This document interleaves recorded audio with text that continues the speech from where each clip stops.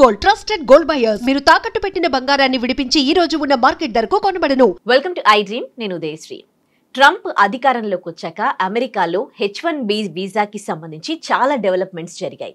ఇప్పుడు రీసెంట్గా ఇంకొక టాక్ కూడా వినిపిస్తోంది. కాంగ్రెస్ నుంచి H1B వీసా మొత్తం ట్రేస్ అవుట్ చేయాలని టాక్స్ కూడా వినిపిస్తూ ఉన్నాయి. అసలు H1B వీసా బిఫోర్ ఎలా ఉండేది ట్రంప్ అధికారంలోకి రాకముందు, తర్వాత వచ్చిన డెవలప్మెంట్స్ ఏంటి, లేటెస్ట్గా ఈ డెవలప్మెంట్స్ మనం వింటూ ఉన్నాం. మరి వీటి ఇంపాక్ట్ ఇండియన్స్ పైన ఏ విధంగా ఉండబోతోంది, ఇవన్నీ కూడా మనకు డీటెయిల్డ్గా తెలియజేయడానికి మనతో ఉన్నారు professor doctor Ravinder Raina, global economist. మాట్లాడదాం. సార్ నమస్తే, వెల్కమ్ టు అవర్ స్టూడియో. నమస్తే సార్, ట్రంప్ అధికారంలోకి రాకముందు H1B వీసాకి సంబంధించి ఎలాంటి రూల్స్ అండ్ రెగ్యులేషన్స్ ఉండేవి మన ఇండియన్స్కి? ఇప్పుడు ప్రెజెంట్ మళ్ళీ ఇంకొక టాక్స్ కూడా వినిపిస్తూ ఉన్నాయి కదా, మొత్తం ట్రేస్ అవుట్ చేసేసేయాలి అని. సో ఏంటి ఆ డెవలప్మెంట్స్? ఉదయశ్రీ గారు, ట్రంప్ గారు సెకండ్ టైము అడ్మినిస్ట్రేషన్లోకి ఎప్పుడు వచ్చారంటే 20th January 2025కి, అంటే ఆల్మోస్ట్ ఒక 10 months, దాదాపుగా 10 months అవుతుంది. 10 months నుండి రకరకాల యాంగిల్స్లో అమెరికన్ ఎకానమీ అనేది చాలా డౌన్ఫాల్ అవుకుంటూ వస్తూ ఉంది. ఇప్పటికి కూడా అది largest economy in the world. దాదాపు 1874 నుండి ఇప్పటి వరకు గత 154 years నుండి లెక్క పెట్టుకున్నట్టయితే America is the largest economy in the whole world. ఆ పొజిషన్ అనేది స్లిప్ కావడానికి ఆస్కారం ఉంది. రష్యా ఇప్పుడు మనకి చైనా 2వ స్థానంలో ఉంది, అది 1st స్థానంలో రావడానికి ప్రయత్నం చేస్తూ ఉంది, అది జరగబోతుంది. సో ఇప్పుడు అమెరికన్ ఎకానమీ అనేది డౌన్ అవుతున్నది కాబట్టి ట్రంప్ అడ్మినిస్ట్రేషన్లో మాగా అని చెప్పి ఒక ప్రిన్సిపల్ పెట్టుకొని ఆయన పవర్లోకి వచ్చాడు, మేక్ అమెరికా గ్రేట్ అగైన్ అని చెప్పి. సో దాంట్లో భాగంగా అమెరికా ఫస్ట్, అమెరికన్స్ ఫస్ట్ అనే ఉద్దేశంతో ఈ రీఫార్మ్స్ అన్ని చేసుకుంటూ వస్తున్నాడు. ఇప్పుడు దాంట్లో భాగంగా టారిఫ్స్ ఒకటి వచ్చింది. మన ఇండియా ఎక్స్పోర్ట్స్ మీద టారిఫ్స్ దాదాపు 50% టారిఫ్స్ పెంచడం కానీ, చైనా మీద 200% పెంచడం కానీ, ఇట్లాంటివి జరుగుకుంటూ వచ్చాయి. దాంట్లో H1B వీసా అనేది ఒకటి ఇంపార్టెంట్ విషయం అండి. ఈ H1B వీసా అంటే ఏంటి అసలు? అది ఇంతకుముందు పరిస్థితి ట్రంప్ అడ్మినిస్ట్రేషన్లోకి రాకముందు ఎలా ఉంటుండేది, వచ్చిన తర్వాత ఎలా ఉంది, ముందు ఎలా జరగబోతుంది అనే దాని గురించి మనము క్షుణ్ణంగా పరిశీలన చేద్దాం. ఫస్ట్ పాయింట్ ఏంటంటే H1B వీసా అనేది ఒక గేట్వే లాంటిది. అది గేట్వే ఎలా అంటే, ఇప్పుడు మన దగ్గర చదువుకున్నటువంటి వాళ్ళు ఐఐటీలు, ఐఐఎంలు, రకరకాల టాప్ ఇన్స్టిట్యూషన్స్లో చదువుకున్న వాళ్ళు, యూనివర్సిటీలో చదువుకున్న వాళ్ళందరికీ కూడా B Tech, MBBS, different degrees, technological degrees complete చేసిన వాళ్ళందరికీ కూడా H1B వీసా అనేది ఒక గేట్వే అనమాట. అమెరికాకి ఎంటర్ కావడానికి, అమెరికాలో గ్రీన్ కార్డ్ రావడానికి, అమెరికన్ సిటిజన్షిప్ పొందడానికి, వీటికి ఒక గేట్వే లాగా యూజ్ చేసుకుంటూ వస్తున్నారు. మొత్తం మీద ఇప్పుడు H1B వీసా అనేది ఫీజు చూసుకున్నట్టయితే $15,000 వరకు ఉంటుండేది. దానికంటే తక్కువ కూడా ఉంటుంది. దాదాపు ఒక 5-6 years బ్యాక్ మనం చూసుకున్నట్టయితే H1B వీసా ప్రాసెస్ దానికి కట్టే ఫీజు అనేది 15,000 కంటే కూడా తక్కువ ఉంటుండేది. 15,000 కంటే తక్కువ ఉన్నప్పుడు అది అఫోర్డబుల్ రేట్లో ఉంది కాబట్టి అందరూ ఎంప్లాయర్స్ ఒక సైడ్, ఎంప్లాయీస్ కూడా other side, they always try to accept that and pay. ఇక్కడ మన ఇండియన్ కరెన్సీ ప్రకారం 15,000 అప్పుడు లేదండి, లేదు, అమెరికన్ డాలర్లలో 15,000. అంటే ఇప్పుడు డాలర్ రేటు దాదాపు $89 ఉన్నది. $89 మనం చూసుకున్నట్టయితే అది చాలా, $15,000 అంటే చాలా పెద్ద మొత్తంలో. మన దగ్గర అసలు ఐఏఎస్ ఆఫీసర్, డిస్ట్రిక్ట్ కలెక్టర్ కాదు కదా, చీఫ్ సెక్రటరీకి, ప్రెసిడెంట్ ఆఫ్ ఇండియా కూడా $15,000 జీతం రాదు. ప్రైమ్ మినిస్టర్ ఆఫ్ ఇండియా కానీ ఎవరికైనా కూడా ప్రెసిడెంట్కి అంత జీతం లేదంటే, ప్రెసిడెంట్కి ఆల్మోస్ట్ about 5 lakhs rupees వస్తుంది అనుకోండి.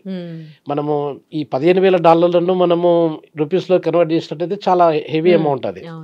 సో అలాంటప్పుడు 15,000 మీరు ఒక టెక్నోక్రాట్ని ఎంప్లాయ్ చేయడానికి వీసా ప్రాసెసింగ్ ఫీజు మాత్రమే పే చేయాలి. ఎవరు పే చేస్తారు? అది ఎంప్లాయర్ పే చేస్తాడు. ఎంప్లాయీ ఎక్కడి నుండి పే చేస్తాడు? మళ్ళీ ఎంప్లాయీ మీద ఏదో రకంగా దాన్ని బర్డన్ షిఫ్ట్ చేస్తూ ఉంటాడు, డైరెక్ట్గానో ఇండైరెక్ట్గానో. సో 15,000 అనేది ఎక్కువ అసలు యాక్చువల్గా. మనలాంటి ఇండియన్ టెక్నోక్రాటిక్ ఇండియన్ ఎంప్లాయీస్కి 15,000 ఎక్కువనే.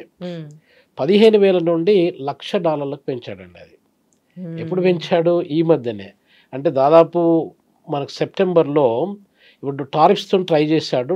టారిఫ్స్ ద్వారా సక్సెస్ కాలేదు అతను. టారిఫ్స్లో సక్సెస్ కాలేదు కాబట్టి ఆ యొక్క గ్యాప్ను ఏ రకంగా ఫుల్ఫిల్ చేయాలనేది ఈ వీసాను తీసుకొచ్చాడు అనమాట. వీసాను తీసుకురావడం వల్ల $15,000 నుండి $1,00,000 పెంచాడు. $1,00,000 కంటే మీకు దాదాపు 89 లక్షలు, నియర్లీ 90 లక్షల రూపాయలు వీసా ప్రాసెసింగ్ మాత్రమే కట్టాల్సి వస్తుంది అనమాట. అలాంటప్పుడు మన దగ్గర నుండి పోయే టెక్నోక్రాట్స్ వాళ్ళ జీతాలు ఎంత? అమెరికన్ స్టాండర్డ్స్ చూసుకుంటే $5,000 నుండి 15,000, 20,000 సంపాదించే వాళ్ళు ఉన్నారు. 10,000 నుండి 20,000 మధ్యన సంపాదించే వాళ్ళు చాలా తక్కువ మంది ఉన్నారు. 5 నుండి 10,000 మధ్యన సంపాదించే వాళ్ళు ఎక్కువ మంది ఉండొచ్చు. అంటే ఇప్పుడు మీరు ఆ జీతంతో చూసుకుంటే సంవత్సరం యొక్క ఆల్మోస్ట్ 1 ఇయర్ సాలరీ అనేది నీకు దానికి వెళ్ళిపోతుంది వీసా ఫీకి. ఎంప్లాయర్ ఏమనుకుంటాడు, మిమ్మల్ని తీసుకురావడం వల్ల మాకు బర్డెన్ ఎక్కువైపోతుంది. ఆల్మోస్ట్ మీకు ఒక 1 ఇయర్ పేమెంట్ ఏదైతే మేము చేయాలనుకుంటున్నామో ఆ 1 ఇయర్ మేము ముందే మీ పేరు మీద మేము వీసా ఫీజు కట్టాల్సి వస్తుంది. సో కాబట్టి మాకు ఎక్సెసివ్ బర్డెన్ అవుతుంది, మీరు అక్కర్లేదు, మేము లోకల్ వాళ్ళని మేము వెతుకుంటాము అన్న పాయింట్ అనమాట. అంటే లోకల్ పీపుల్ని ఎంప్లాయ్ చేయడానికి, లోకల్ ఎంప్లాయ్మెంట్ ఆపర్చునిటీస్ ఇంప్రూవ్ చేయడానికి వరకు ఇది ఒక స్ట్రాటజీ అనమాట. సో దానివల్ల ఒక డిక్రీ, ప్రెసిడెన్షియల్ డిక్రీ అనేది ఇష్యూ చేశాడు. ఎప్పుడు చేశాడు? 19th of సెప్టెంబర్కి ఇష్యూ చేసి 21st of September 2025 నుండి అది అమల్లోకి వచ్చింది. దానిలో కొంచెం ఎగ్జామ్షన్స్ వచ్చాయనుకోండి. రకరకాల ఎగ్జామ్షన్స్ ఏంటంటే, ఇప్పుడు మామూలుగా మనకు మెడికల్ ఫీల్డ్ ఉందనుకోండి, హెల్త్ కేర్ టెక్నాలజీస్ ఉన్నాయి. హెల్త్ కేర్ టెక్నాలజీస్లో అమెరికన్స్ అంత పెద్దగా వాళ్ళు అచీవ్ చేసింది లేదు. సో మనలాంటి ఇప్పుడు ఇండియాలో ఉన్న మెడికల్ సైంటిస్ట్ కావచ్చు, మెడికల్ డాక్టర్స్ కావచ్చు, ఇంకా వేరే దేశాల్లో ఉన్నటువంటి మెడికల్ డాక్టర్ యూరోప్ నుండి కావచ్చు, వాళ్లకు అవకాశం ఇవ్వడానికి వరకు అదొకటి యూజ్ అవుతుంది అన్నమాట H1B వీసా అనేది. ఇంజనీర్స్ ఇప్పుడు మన దగ్గర IITs, IIMs మనము 2 ఐస్ ఆఫ్ ఇండియా అని చెప్పి అంటాం వాటిని. వాళ్ళ అక్కడ నుండి గ్రాడ్యుయేట్ అయ్యే మెజారిటీ ఆఫ్ ద పీపుల్ దాదాపు 90% వరకు యుఎస్కు, యూకేకి, అక్కడికే వెళ్తున్నారు. ఎందుకు వెళ్తున్నారు అనేది కూడా మనం చూసినట్టయితే, ఇప్పుడు IIT, IIMలలో పనిచేసిన అది చదువుకున్న వాళ్ళకు బార్క్ ఉందనుకోండి, బాబా అటామిక్ రీసెర్చ్ సెంటర్ ఉంది. మనకి ఇంకా రకరకాల సైన్స్, CSIR అట్లాంటి ఇన్స్టిట్యూషన్స్ ఉన్నాయి. లేకపోతే ఇస్రో లాంటిది ఉంది, ఇండియన్ స్పేస్ రీసెర్చ్ ఆర్గనైజేషన్ ఉంది. ఇక్కడ జీతాలు ఎంత వస్తాయి వాళ్ళకు? ₹1,00,000 కూడా రావు అసలు. 1,20,000 వచ్చింది. కలెక్టర్ కూడా జీతం ఎంత వస్తుంది? ₹57,000 వస్తుంది. సో ఇలాంటప్పుడు వాళ్ళకి ₹1,00,000 జీతంతో ఇండియాలో బతికే కంటే అక్కడ పోతే 10 లక్షలు వస్తుంది, 20 లక్షలు వస్తుంది నెలకి అనే ఉద్దేశంతో చాలామంది వెళ్ళడానికి ప్రయత్నం చేస్తున్నారు. సో దానిలో భాగంగా ఇప్పుడు ఎక్కువగా అడ్వాంటేజ్ తీసుకొని ఎక్కువగా బెనిఫిట్ అయ్యే వాళ్ళు ఎవరు ఈ H1B వీసా ద్వారా అంటే భారతీయులు మాత్రమే. ఇప్పుడు మీకు ఒక ఉదాహరణ చెప్తాను. మొత్తం గత 4 years నుండి డాటా తీసుకున్నట్టయితే, American statistics, employment statistics, immigration statistics data తీసుకున్నట్టయితే మనకు 80,000 మంది మొత్తం ఆఫ్రికా, లాటిన్ అమెరికా, వేరే దేశాల నుండి 80,000 మంది వెళ్తే ఒక ఇండియా నుండి 1,30,000 మంది వెళ్ళారు H1B వీసా ద్వారా. ఇప్పుడు మనకు ఇది చూసుకోండి, మీరు అమెజాన్ కంపెనీ ఉంది. అమెజాన్లో దాదాపు హైయెస్ట్ అరౌండ్ 10,500, 11,000 పీపుల్ ఒక అమెజాన్ కంపెనీ మాత్రమే H1B వీసాను యూజ్ చేసుకొని మన ఇండియాలో ఉన్నటువంటి సైంటిస్టులను, టెక్నోక్రాట్లను, మ్యాథమెటిషియన్స్ని, ఎకనామెట్రిషియన్స్ని వీళ్ళందరినీ తీసుకెళ్ళింది అనమాట. గూగుల్ కూడా ఒక దాదాపు 5,000, 5,500. ఈ రకంగా ఇప్పుడు మీరు అడిగిన క్వశ్చన్కి కాంగ్రెస్ విమెన్ ఆమె ఒక రీఫార్మ్ మొన్ననే జస్ట్ ఒక 1-2 days బ్యాక్ థర్స్డే రోజు she spoke openly in public meeting. ఆమె ఏం చెప్తుందంటే, ఈ H1B వీసా రావడం వల్ల దీన్ని యూజ్ చేసుకొని నాన్ అమెరికన్స్, ఫారినర్స్ వాళ్ళు బెనిఫిట్ పొందుతున్నారు. మన అమెరికన్స్కి ఒరిగేదేం లేదు.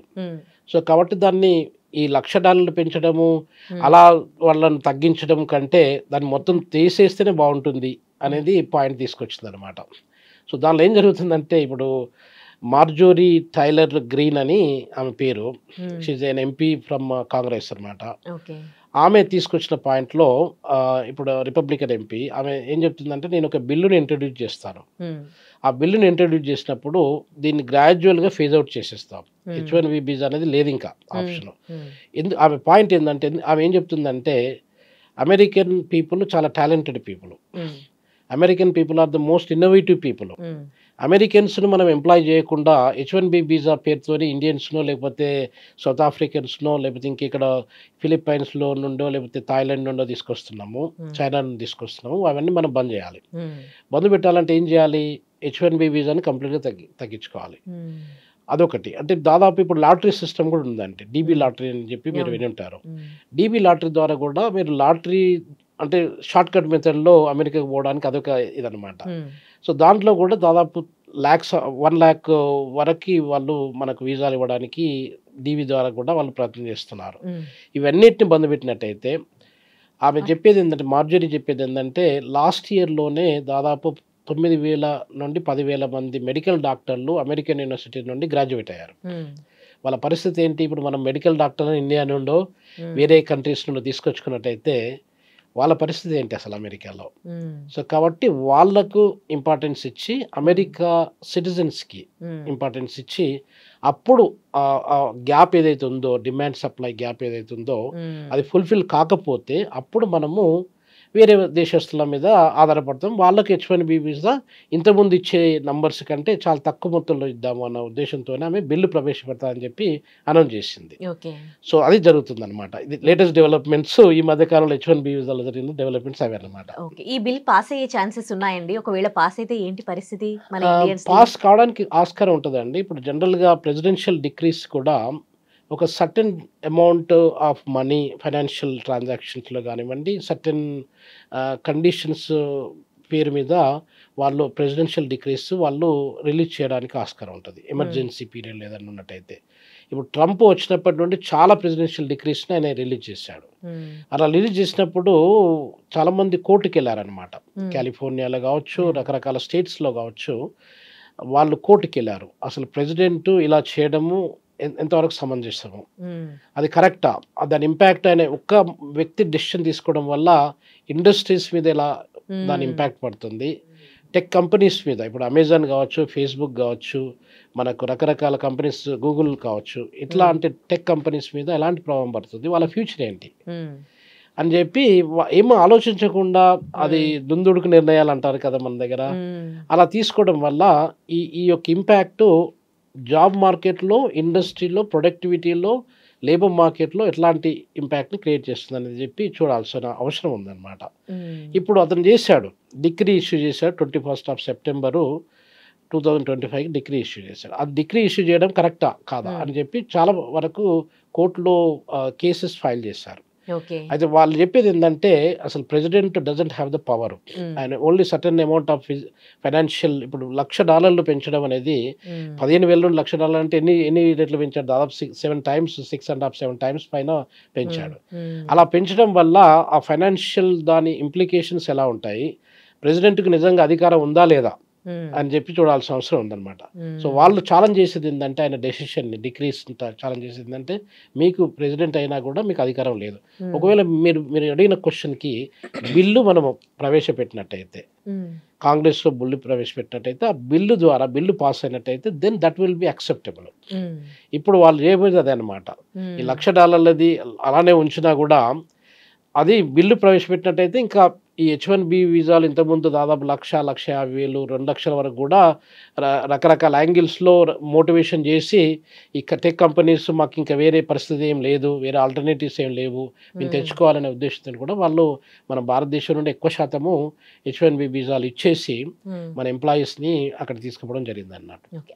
అక్కడ ఉన్న చిన్న చిన్న కంపెనీస్ ఈ కొత్త బిల్స్ ప్రవేశపెట్టడం ద్వారా చాలా లాస్ అవుతున్నాయి. ఎందుకంటే మన ఇండియన్స్ కొంచెం తక్కువకి వర్క్ చేస్తారు. అదే అమెరికన్స్‌ని రిక్రూట్ చేసుకుంటే వాళ్ళకి ఎక్కువ పే చేయాల్సి వస్తుంది. కానీ ఇప్పుడు ఈ ట్రంప్ తీసుకొచ్చిన ఇవన్నీ రూల్స్ ద్వారా ఆ కంపెనీస్ క్లోజ్ అయ్యే ఛాన్సెస్ ఉన్నాయి. వాళ్ళు చాలా లాస్‌లో ఉన్నారు అని ఇలాంటివి వినిపిస్తూ ఉంటాయి సార్. దీని గురించి చెప్తారా? తప్పకుండా ఉదయశ్రీ గారు. ఇప్పుడు MSME అని చెప్పి మన దగ్గర మైక్రో, స్మాల్, మీడియం ఎంటర్ప్రైజెస్ అని చెప్తాము. అమెరికాలో ఉన్నాయి, యూరోప్‌లో ఉన్నాయి, ఆస్ట్రేలియాలో ఉన్నాయి, ఎక్కడ పోయినా కూడా ఉంటాయి అవి. ఇప్పుడు చిన్న కంపెనీస్, పెద్ద కంపెనీస్ గురించి మనం మాట్లాడాలి. Top 10 tech companies like Facebook ఇంతకుముందు అనుకున్నట్టుగా Amazon, Facebook, Apple, Google, Microsoft, IBM ఇవన్నీ పక్కకు పెట్టేస్తే చిన్న చిన్న కంపెనీస్ కూడా చాలా ఉన్నాయి. లాక్స్‌లో ఉన్నాయి. వాటి పరిస్థితి ఏంటి? వాటి అంటే అవి సర్వైవ్ కావాలనుకుంటే, అవి గ్రో కావాలనుకున్నా, అవి ఎక్స్పాండ్ కావాలనుకున్నా కూడా మనం చీప్ లేబరర్స్‌ని ఎక్కడైనా ఆఫ్రికా నుండి కావచ్చు, ఏసియా నుండి కావచ్చు మనం తీసుకురావడానికి ప్రతి ఒక్కరు ప్రయత్నం చేస్తూ ఉంటారు. అమెరికన్ కంపెనీస్ కూడా అదే రకంగా ప్రయత్నం చేస్తూ ఉన్నాయి. మన దగ్గర నుండి చీప్ లేబర్ ఇప్పుడు మన దగ్గర $1,000 వస్తున్నది అనుకోండి. $1,000 అంటే ఎంత? $89,000, నియర్లీ $90,000 జీతం. 90,000 జీతం రాని వాళ్ళు ఇక్కడ చాలామంది ఉన్నారు. వాళ్ళు బీటెక్ కంప్లీట్ చేసి ఉండొచ్చు, లేకపోతే ఇంకా రకరకాల డిగ్రీ ఆర్టిఫిషియల్ ఇంటెలిజెన్స్లో, ఏఐఎంఎల్లో కూడా, మిషన్ లెర్నింగ్లో కూడా వాళ్ళు డిగ్రీస్ కంప్లీట్. వాళ్ళ జీతాలు కనీసం యావరేజ్ చూసుకుంటే 30,000 నుండి 40,000 రూపాయలు కూడా రావట్లేదు. వాడికి 90,000 రూపాయలు అక్కడ వస్తుంది అంటే వెళ్తాడు ఇక్కడండి. అక్కడ 90,000 వచ్చిన తర్వాత నేను కొద్ది రోజుల తర్వాత $2,000 $3,000 ఏదో ఒకటి సంపాదించుకుంటున్న ఆశతోని, ఆ ఆశయంతో వెళ్ళడానికి ఆస్కారం ఉంది. ఇలా వెళ్ళినప్పుడు ఏమవుతుందంటే ఉదయశ్రీ గారు, అక్కడ జాబ్ మార్కెట్లో వేజెస్ అనేది చాలా ట్రెమెండస్గా పడిపోవడానికి ఆస్కారం ఉంది. పడిపోతున్నాయి కూడా. ఈ చిన్న కంపెనీస్, మీరు అడిగిన ప్రశ్నకి, ఈ చిన్న కంపెనీస్ అలాంటి లేబరర్స్ని తీసుకొని వచ్చి ఆ కంపెనీని రన్ చేసే వాళ్ళ మీద పరిస్థితి ఏంటి? ఇప్పుడు వాడు $1,00,000 ఎక్కడ పెడితే వాడు మొత్తం టర్న్ ఓవర్ కూడా ఒక్కొక్కసారి $1,00,000 ఉండకపోవచ్చు. అలాంటివప్పుడు వీడు $2,000-3,000 జీతం ఇచ్చి తీసుకొచ్చిన వాడు $1,00,000 పే చేయడానికి ఎట్లా అవుతుంది? కాదు. సో అది దాని మీద ట్రెమెండస్గా, అంటే నెగటివ్ ఇంపాక్ట్ అనేది ఆ చిన్న చిన్న కంపెనీస్ మీద పడడానికి ఆస్కారం ఎక్కువ ఉంది. కానీ ఇన్ని వీసాలు ఇన్ని చేంజెస్ వచ్చినా కానీ అక్కడున్న మన ఇండియన్స్ ఏమీ బ్యాక్ రావట్లేదు, అండ్ ఇక్కడ అమెరికా వెళ్ళాలన్న ఆశ చావట్లేదు. సో ఇట్లాంటి సిచ్యువేషన్లో అమెరికా వెళ్ళడం బెటర్ అంటారా, లేకపోతే వేరే అదర్ ఆప్షన్ చూసుకోవడం బెస్ట్ అంటారా? చూడండి, ఇప్పుడు అమెరికా అనేది ఒక డ్రీమ్ అయిపోయింది. అది ప్రతి ఒక్కరికి, భారతీయ దేశంలో ఉన్న వాళ్ళే కాకుండా మన దగ్గర 200 దేశాలు ఉన్నాయి. ఆల్మోస్ట్ 200 దేశాల ప్రజలకు కూడా అమెరికా అనేది ఒక డ్రీమ్ కంట్రీ లాగా అయిపోయిందండి. ఎందుకు అయిపోయిందని అంటే, అది పెద్ద ఆర్థిక వ్యవస్థ. మనం ఇంతకుముందు చెప్పుకున్నట్టుగా గత 154-155 సంవత్సరాల నుండి అది largest economy in the world, number 1. Number 2, population మనతో కంపారిజన్ చాలా తక్కువ. ఇప్పుడు మొత్తం పాపులేషను మీకు అప్రాక్సిమేట్లీ ఒక 34 కోట్లు 35 కోట్లు మాత్రమే ఉంది. మన దగ్గర 145 కోట్లు ఉంటే అక్కడ 34 కోట్ల జనాభా అంటే చాలా తక్కువ. అంటే 340 మిలియన్ పీపుల్ అక్కడ ఉన్నారు. పెద్ద దేశం, మనకంటే దాదాపు 3.5 టైమ్స్ పెద్ద దేశం. వైశాల్యంలో చూసుకున్నట్టయితే మీకు మనది 3.2 మిలియన్ స్క్వేర్ కిలోమీటర్స్ అయితే America approximately 9.7 million square kilometres land ఉంది. సో ఇంత ఇది ఉండి ఆపర్చునిటీస్, అంటే అమెరికా అనేది ల్యాండ్ ఆఫ్ ఆపర్చునిటీస్ అని చెప్పి అంటారు. అక్కడ ఆపర్చునిటీస్, లీగల్ సిస్టమ్స్, తర్వాత ఇన్ఫ్రాస్ట్రక్చర్, ఇవన్నీ కూడా మనకంటే చాలా డెవలప్డ్. మన పర్ క్యాపిటల్ ఇన్కమ్తో పోల్చుకున్నట్టయితే ఇప్పుడు మన దగ్గర పర్ క్యాపిటల్ ఇన్కమ్ $2,200 ఉన్నట్టయితే అమెరికాలో దాదాపు $60,000 పైన పర్ క్యాపిటల్ ఇన్కమ్ ఉంది. సో ఈ రకంగా చూసుకున్నట్టయితే ఓవరాల్గా America is the best country మన వాళ్ళ ఉద్దేశం ప్రకారం. అక్కడ మనము సర్వైవ్ కావచ్చు, అక్కడ తొందరగా మనీ మేక్ చేసుకోవచ్చు, మన లైఫ్ని సెటిల్ చేసుకోవచ్చు అనే ఉద్దేశంతో చాలామంది, ఇప్పుడు సుందర్ పిచ్చయ్య కూడా H1B వీసా ద్వారానే వెళ్ళాడు. సత్య నాదెండ్ల కూడా మన హైదరాబాద్ నుండి, ఆయన CEO ఆఫ్ మైక్రోసాఫ్ట్, ఆయన కూడా H1B వీసా ద్వారానే వెళ్ళారు. వాళ్ళు now they become established CEOs. ఇప్పుడు సుందర్ పిచ్చయ్య మొన్ననే బిలియనేర్ అయ్యాడు. దాదాపు 7 సంవత్సరాల పైన ఆయన CEOగా పనిచేసి ఆయన income approximately about 800 crore per month ఆయన ఎర్న్ చేసే శాలరీ. సో దాంతోనే ఆయన బిలియనేర్ అయ్యాడు. ఇట్లా బిలియనేర్ అయిన వాళ్ళు, అంటే మన ఇండియా నుండి అమెరికాకు మైగ్రేట్ అయ్యి బిలియనేర్ అయిన వాళ్ళ సంఖ్య చాలా ట్రెమెండస్గా పెరుగుకుంటూ వచ్చింది. ఎందుకు పెరిగిందంటే వాళ్ళు ఒకవేళ ఇండియాలో ఉన్నట్టయితే వాళ్ళు బిలియనేర్ కాదు కదా, మిలియనేర్ కూడా కాకపోయేవాళ్ళు. సో ఇట్లా వాళ్ళ ఫాస్ట్ గ్రోత్ అనేది అక్కడ ఉంటుందనే ఉద్దేశంతో అక్కడికి వెళ్ళిన వాళ్ళ సంఖ్య పెరుగుకుంటూ వస్తుంది. ఇప్పుడు కూడా అది డ్రీము. ఇప్పుడు ఈ కండిషన్స్, ఇప్పుడు 10 నెలల నుండి ఈ ట్రంప్ అడ్మినిస్ట్రేషన్లోకి వచ్చిన తర్వాత ఆ డెవలప్మెంట్స్ జరిగినా కూడా మన దగ్గర ఉన్న యూత్కు కానీ, మన దగ్గర ఉన్న చదువుకున్న వాళ్ళ టెక్నోక్రాట్స్ కానీ ఇంట్రెస్ట్ తగ్గట్లేదు. ఎందుకు తగ్గట్లేదు అంటే, ఏదో ఒక రోజు ట్రంప్ అయితే ఎంతో కాలం ఉండడు కదా, ఇంకా అప్రాక్సిమేట్లీ 3 years ఉంటాడు ఆయన. 3 years ఉండొచ్చు, ఉండకపోవచ్చు కూడా. సో ఇలాంటప్పుడు ఒకసారి మనం అమెరికాలో అడుగుపెట్టినట్టయితే ఇంకా అక్కడ వేణతాది ఇవన్నీ ఏదో చూసుకోవచ్చు అన్న ఉద్దేశంతో చాలామంది ఇల్లీగల్గా ఇమిగ్రెంట్ ద్వారా పోయిన వాళ్ళు కూడా ఉన్నారండి. మొన్న ఒకటి నేను ఆర్టికల్ చదువుతున్నాను, జస్ట్ ఒక ఫ్యూ మంత్స్ ఎగో. ఒక అబ్బాయి వాళ్ళ తల్లిదండ్రులు ఇటలీకి పంపించారంట. పంపించినాక 2 weeksలోనే ఆయన అమెరికాకి వెళ్ళాడు. పేరెంట్స్ మన పంజాబ్ నుండి అతని అబ్బాయి, పేరెంట్స్ కూడా తెలియదు ఆ విషయం. అమెరికాకి వెళ్ళాడు. అమెరికాలో they found him is illegal immigrant, they deported him. So ఇలాంటివి జరుగుతూ ఉంటాయి చాలా మంది. అంటే ఇప్పుడు మీకు మెక్సికో నుండి కానీ, ఇథియోపియా, నేను ఇథియోపియాలో వర్క్ చేశాను చాలా సంవత్సరాల కిందట. ఇథియోపియా నుండి పోయిన వాళ్ళ సంఖ్య చాలా ఉన్నాయన్నమాట. ఇప్పుడు మీరు వాషింగ్టన్ డీసీకి మీరు కూడా వెళ్ళారు, నేను కూడా ఒక 10 years బ్యాక్ వాషింగ్టన్ డీసీకి వెళ్తే ఇక్కడ టాక్సీ డ్రైవర్ని వెళ్ళినా కూడా దాదాపు 70% మీకు ఇథియోపియన్స్ ఎరిట్రియన్సే కనిపిస్తారు అక్కడ. అంటే పాయింట్ ఏంటంటే ఇల్లీగల్గా వచ్చినటువంటి ఇమిగ్రెంట్స్ సంఖ్య చాలా విపరీతంగా ఉంది. ఎందుకంటే ప్రతి ఒక్కరు H1B వీసానో లేకపోతే ప్రాపర్ వీసా ప్రాసెసింగ్లో స్టూడెంట్ వీసాను తీసుకొని పోవాలంటే పోలేరు కదా. సో ఇది జరుపుకుంటూ వచ్చిందనమాట. సో కాబట్టి దాని ఇంపాక్ట్ అనేది ట్రెమెండస్గా నెగటివ్గా ఉండడానికి మన ఇండియన్స్ మీద ఎక్కువ శాతము ఉండడానికి చాలా ఆస్కారం ఉందండి. Right, thank you so much అండి, చాలా డీటెయిల్గా తెలియజేశారండి. Thank you.